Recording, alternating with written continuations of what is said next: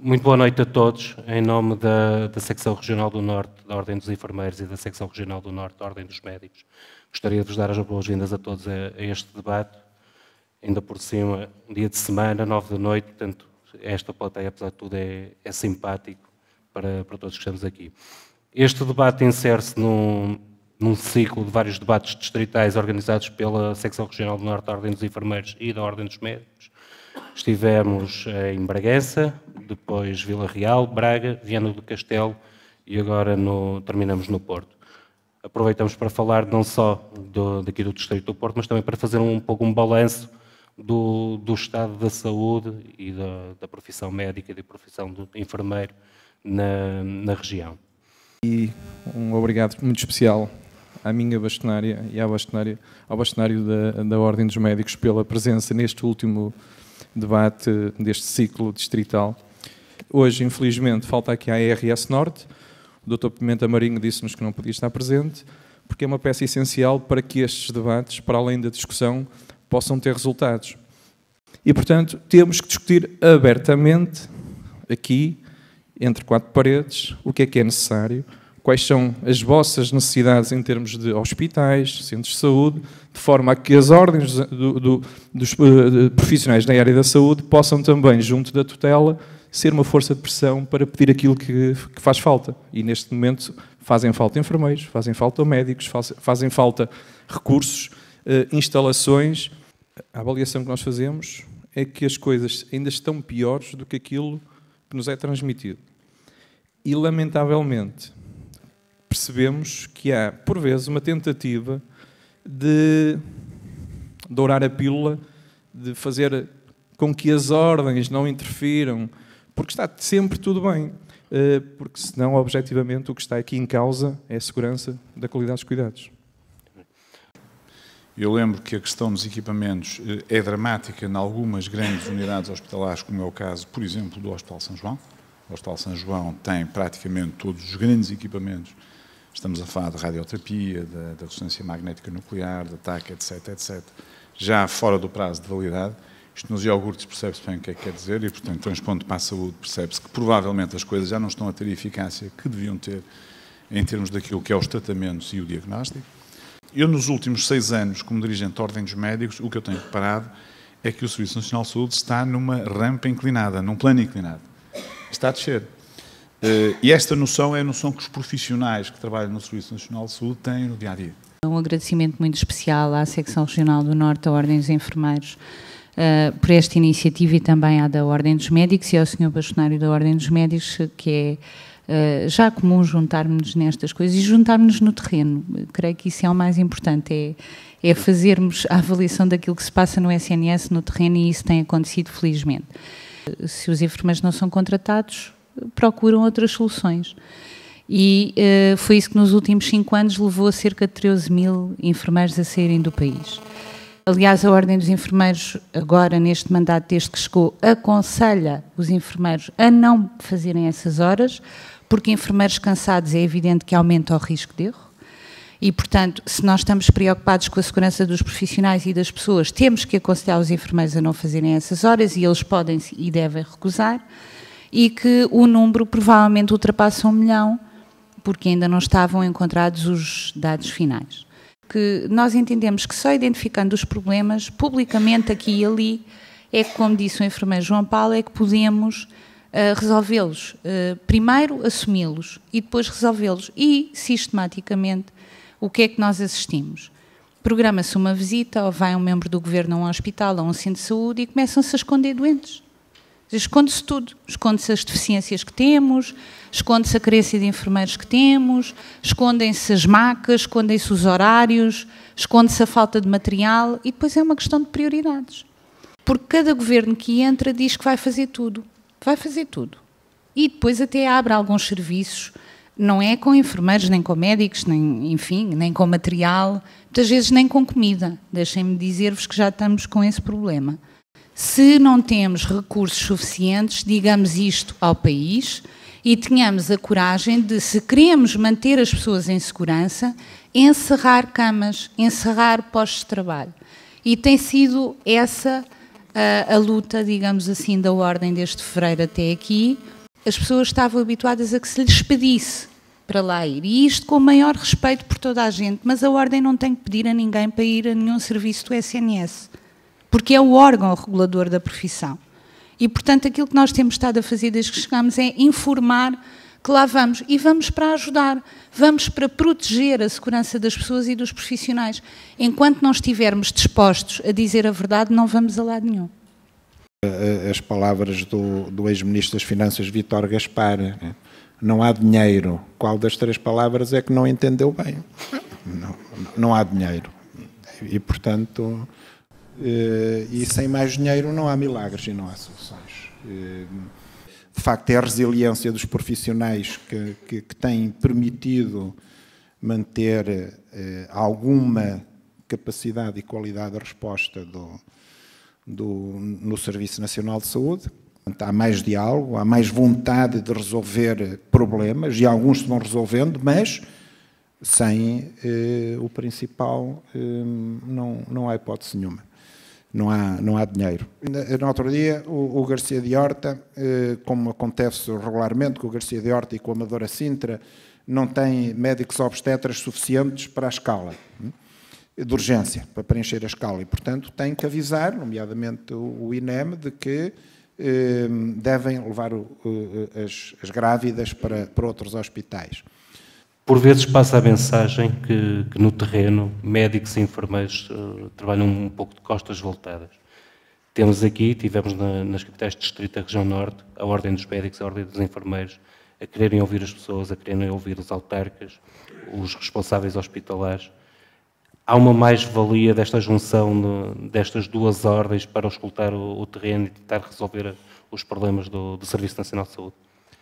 Parece-me chocante, e para terminar, 13 mil enfermeiros a sair do país, 1.500 médicos a sair do país. É um capital humano e uma perda para este país que não tem e não terá retorno nas próximas décadas, seguramente. Em que os licenciados que não tinham emprego iam para professores. Neste momento, os que não têm emprego vão para administradores hospitalares ou de outras coisas quaisquer. Dizia que os enfermeiros acumulavam e que andavam cansados por isso. Eu tive que lhe dizer, pois, Vossa Excelência paga-lhe metade daquilo que devia pagar, e é evidente que os enfermeiros têm que trabalhar em 2 lugares. Isto é a matemática mais simples. Bom. Eu não posso distribuir o que não há. É simples. É como a história que o Sr. Bastonário contou aqui, qual das partes ou das 3 palavras do não há dinheiro. E porque depois desestruturou-se a carreira, e porque somos a única profissão que paga a um especialista igual a um generalista, e isso está incorretíssimo. A falta de qualidade em saúde não só é má para o doente, como é má para a economia, como é má para o dinheiro. Um doente maltratado é um doente que vai dar mais despesa ao sistema de saúde e que vai dar mais despesa à segurança social. E para reformar é preciso investir. É impossível reformar o Serviço de Saúde sem fazer investimento. Atenção, gerindo com eficácia e eficiência, mas só estão preocupados com os seus utentes, e no dia em que não tiverem colegas suficientes para prestarem cuidados seguros, materiais e equipamentos adequados, só têm uma alternativa. Ponham o vosso lugar à disposição e não compactuem com o que está a acontecer hoje em dia. Portanto, não há falta de dinheiro. Ele está a ser gerido de uma forma, eventualmente, com intenções. Juros, só em juros da dívida por ano, quase tanto quanto é transferido para o Serviço Nacional de Saúde, e eu acho que isto nos deve fazer também pensar a todos. É urgente libertar recursos financeiros para que haja um investimento público no Serviço Nacional de Saúde. Difícil para nós, enfermeiros, entendermos que nos digam que não há dinheiro, e eu trabalho num internamento cirúrgico, e percebemos depois que se gasta quantias abismais a operar doentes em programas de produção adicional, os chamados SIGICs. Em SIGIC é possível fazer 6, o que em horário normal se faz em 3. Então, isso dá uma oportunidade à organização para melhorar o seu funcionamento e dizer, se fora do horário é possível fazer 6, dentro do horário tem que ser possível fazer 5, pelo menos. A questão da reposição de pagamento das horas extraordinárias resolvia, nomeadamente nas urgências, 90% dos problemas das urgências. O médico de um hospital não pode ser contratado por mais dinheiro no seu hospital, mas se for através de uma empresa trabalhar noutro hospital do Serviço Nacional de Saúde, já pode. Portanto, nós temos um carrossel de médicos. As doenças crónicas consomem 80% do orçamento. A diabetes consome 1% do PIB em termos de despesa. Nós temos a maior taxa de diabetes da Europa. Portanto, não há uma política de prevenção a sério no nosso país, onde se poderia poupar com qualidade, e sim poupar verdadeiramente, muito dinheiro. Nós temos uma escolha, os administradores hospitalares, os gestores têm uma escolha para fazer. Ou agradam ao Ministro, ou gerem as suas instituições. As duas coisas ao mesmo tempo não conseguem fazer. É simples. Ó, Sra. Bastonária, como é que eu posso fazer uma queixa, mas que tenho que me prometer que não diz quem eu sou? E por isso é que eu digo que 42 anos de democracia é pouco.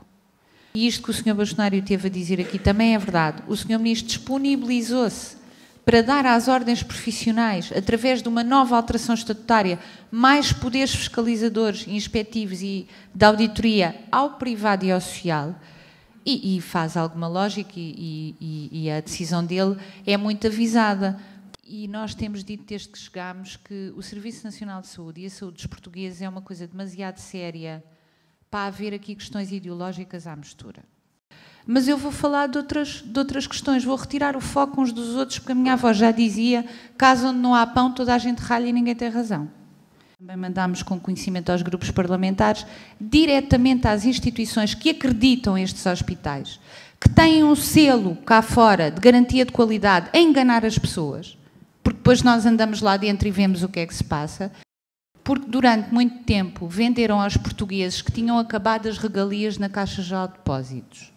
Nós precisamos de muita coisa no Serviço Nacional de Saúde, mas também precisamos, por exemplo, de carros para poder fazer crescer os cuidados continuados, para os enfermeiros irem à casa das pessoas, para os médicos irem à casa das pessoas. Expliquem-me, como se eu tivesse 5 anos, porque é que os nossos enfermeiros e os nossos médicos andam a pé e cada gestor da agência, e isto podem ir confirmar, continua a ter direito a um carro. Os carros fazem falta é no Serviço Nacional de Saúde para cuidar das pessoas. Não é nas agências da Caixa Geral de Depósitos. E porquê é que cada vez que se fala em má gestão na banca, há logo 3 mil milhões ou 5 mil milhões? Mas quando se fala em morrer pessoas dentro dos serviços porque não há enfermeiros e porque não há tecnologia e porque não há outras tantas coisas, não há meio de gestão furado. Porquê é que isto acontece? Se eu praticar má gestão dentro de um hospital, não me acontece nada. Muitas vezes nem me acontece ser demitido. E, portanto, a culpa morre sempre solteira. Se calhar estaria na altura de nós pensarmos quem incumprisse deveria ter medidas um bocadinho mais apertadas para poder responder pelo que anda a fazer. Vila Real está em estado crítico. Estamos a falar do Centro Hospitalar de Trás-os-Montes e Alto Douro.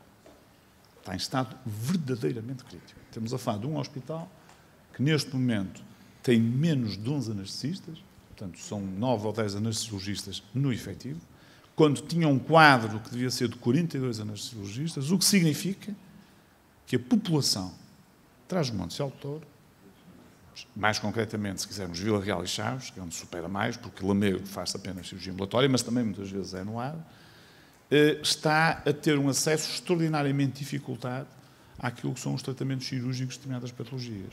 Isto é...